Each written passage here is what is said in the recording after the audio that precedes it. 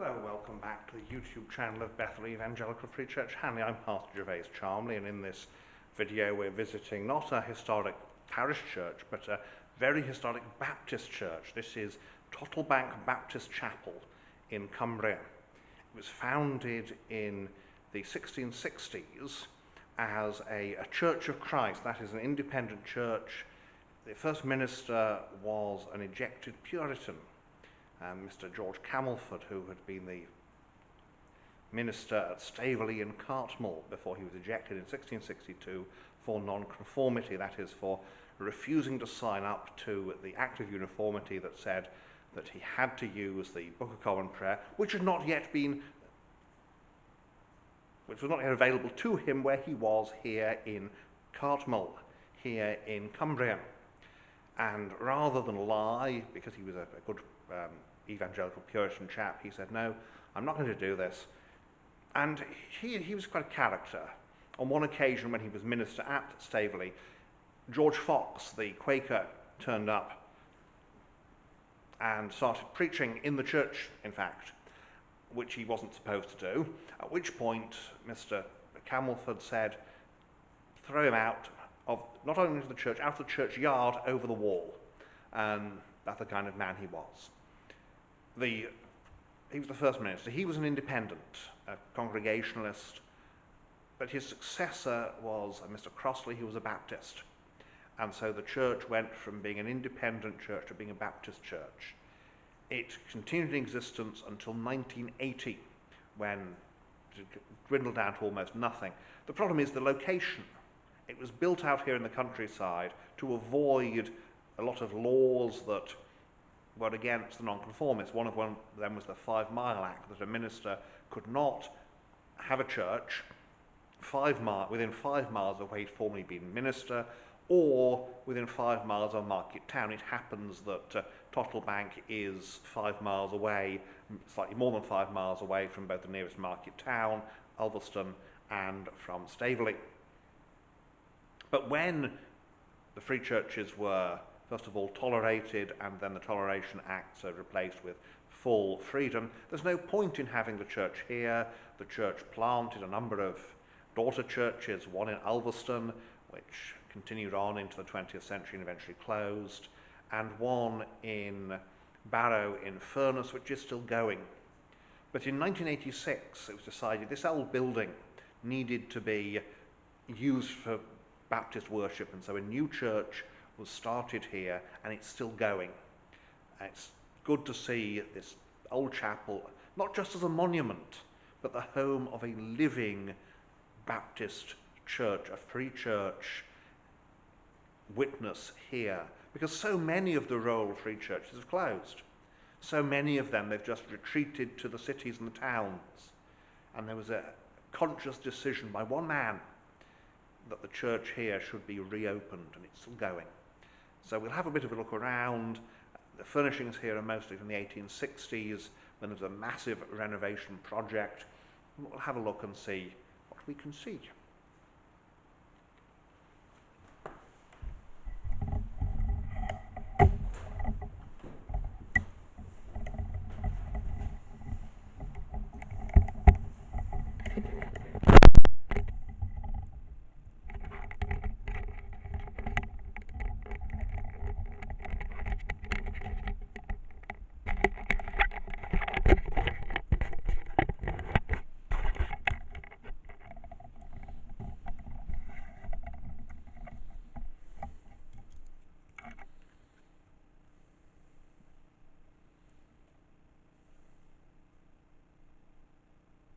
So this being a Baptist church, the interior here is a classic free church, Victorian free church interior, with, you can see we've got box pews, they've got doors on them, and central pulpit and communion table railed in there, although of course communion would be taken by the members in their pews. The church would originally have been what they call particular Baptist, that's Calvinistic. There's two kinds of Baptist, general and particular, and most historic Baptist churches are particular. We've got a set up there for live streaming services like we do. Ceiling rose there originally would have had an oil lamp suspended from it, of course electric lighting now. There isn't a gallery, but there is raked seating in an extension. The original building is this narrow bit here, so you just see past that banner that we'll see it better as we advance downwards. So you can see here you've got, there's the organ,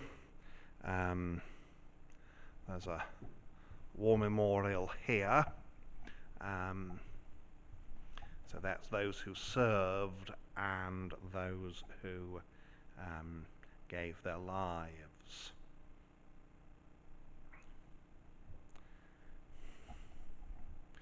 Organ from 1910 apparently.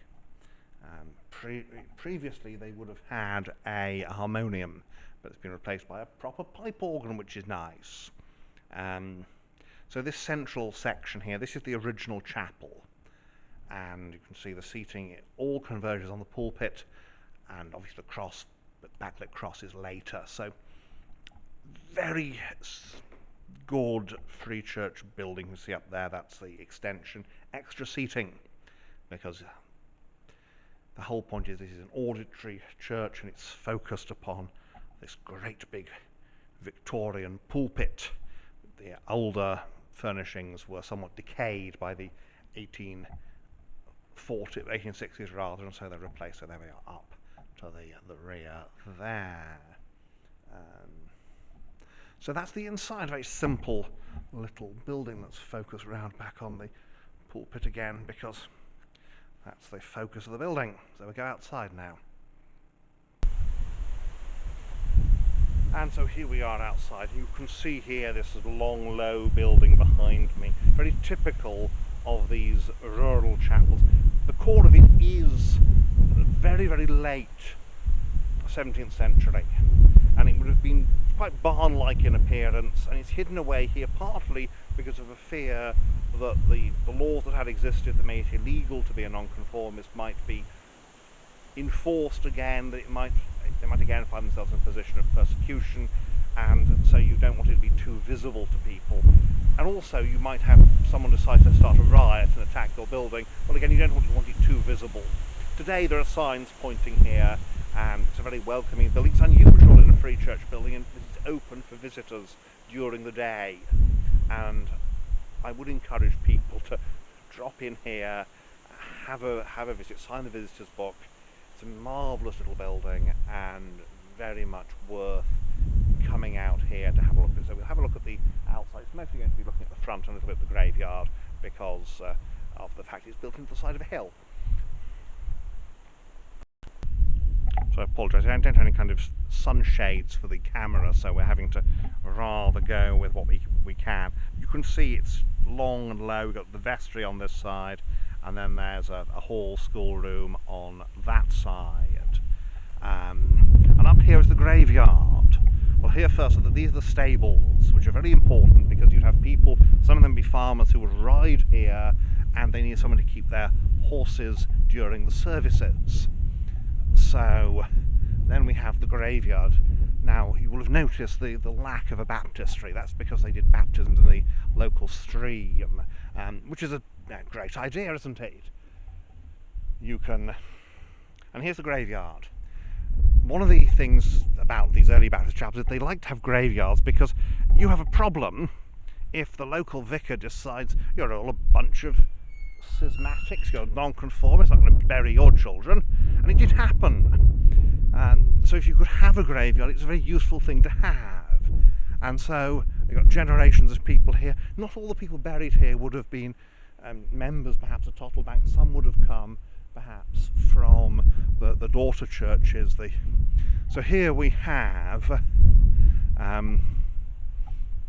Joseph Harbottle, son of Thomas and Hannah Harbottle of Tottlebank, successively pastor of the Baptist churches at Blackburn Road, Accrington, Oswald Twistle and Barnes Street, Accrington, who died in 1864, age 65. I am the resurrection of life.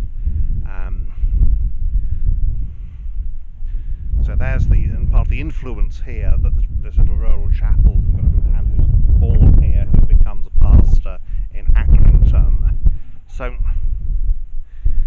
lovely view from up here. Back end of the stables, and there's the chapel. Why aren't there more nonconformist chapel videos on this channel? Well, the answer is that most nonconformist chapels aren't open to visitors. It's just not how they do things. But here in the Lake District, and the same is true actually of the Hawkshead Hill Chapel. Unfortunately, the historic interior there is gone. It's one of those things that sometimes they'll go, well, we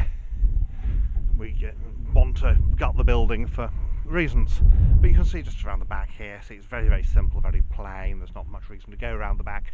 Just having a look where the sun, there's the sun, so that might be a good reason. So let's go around, but just to show you how it blends into the landscape, so you can't actually see. We are back in the graveyard. You can't actually see it from miles around. It's in that sense very different from many of these Anglican churches. And it's different because it has to be.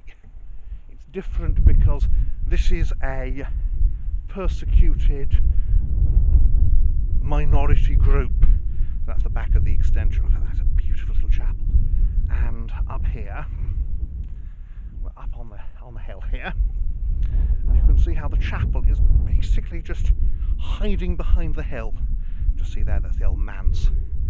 So that is Tottlebank Baptist Chapel. And so here we are, Tottlebank Baptist, crouching down here. Here's the chapel. You can see how it just hides in the landscape, and I've got to crouch down a bit so it's so visible. So thank you for watching, and may God bless you and keep you until